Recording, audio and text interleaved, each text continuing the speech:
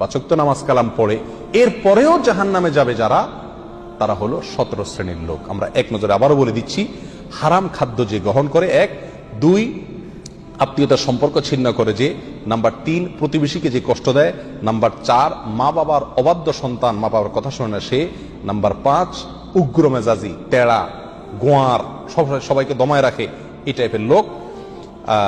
Number 6 অধীনস্থদেরকে, প্রজাদেরকে, যে সমস্ত শাসকেরা, যে সমস্ত রাজারা, যে সমস্ত রাষ্ট্রপ্রধানেরা, সরকার প্রধানেরা বা যে যে লেভেলে আছে সে তার প্রজাদেরকে ধোঁকা দেয় যে তারা। নাম্বার 7 অন্যের সম্পদকে অন্যায়ভাবে আত্মসাৎকারী ব্যক্তি। নাম্বার 8 উপকার করে কারোর খোঁটা দেয় যে ব্যক্তি, সে জান্নাতে যাবে না। নাম্বার 9 চগলখোর ব্যক্তি জান্নাতে যাবে না, মানুষের পিছনে কথা লাগায় বেড়ায় একজনের আরেকজনের কাছে।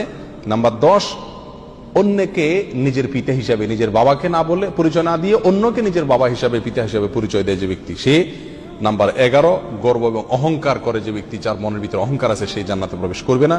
নাম্বার 12 রাসূলুল্লাহ সাল্লাল্লাহু আলাইহি সাল্লামকে যে ব্যক্তি ফলো করে না, তার নির্দেশকে মান্য করে না, সেই ব্যক্তি।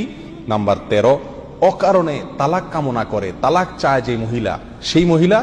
নাম্বার 14 দুনিয়াবী উদ্দেশ্যে যারা এলেম শিখে, কোরআন হাদিস শিখে, এলেম অর্জন করে, আলেম হয় দুনিয়াবী উদ্দেশ্যে, দুনিয়ার কোনো ধান্দায়, আল্লাহকে খুশি করা ছাড়া অন্য কোনো ধান্দায়, তারা।